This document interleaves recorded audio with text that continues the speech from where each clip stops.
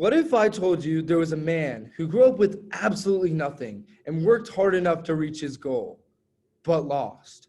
Antonio Brown was a small town kid who lived in Liberty City, Miami. He was left homeless for a period of his life as both of his parents abandoned him. However, the only thing that kept him going was his passion for football.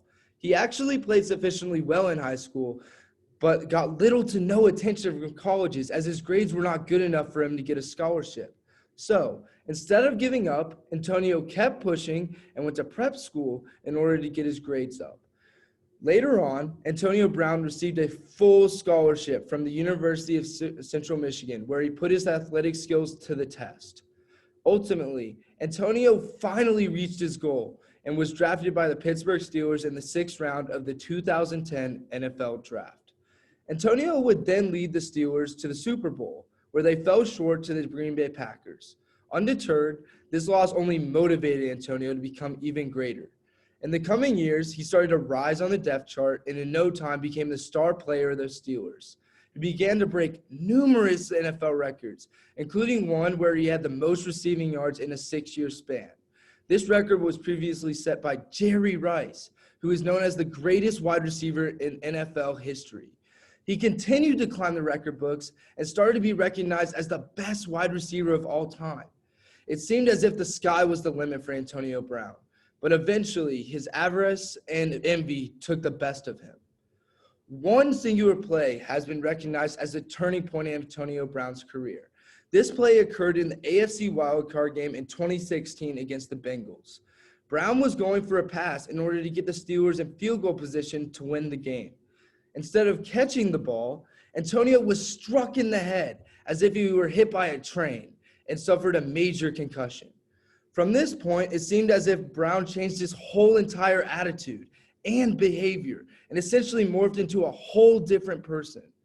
In the next few years, Brown had multiple mental breakdowns during games, but instead of working harder like he used to, he just kept complaining when he did not get what he wanted.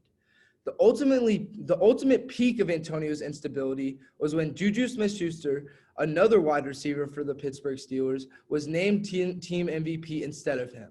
This resulted in Antonio creating a lot of drama in the locker room by not joining practice and demanding a trade. The Steelers had no other choice and had to trade Brown to the Oakland Raiders. This would be his first new destination.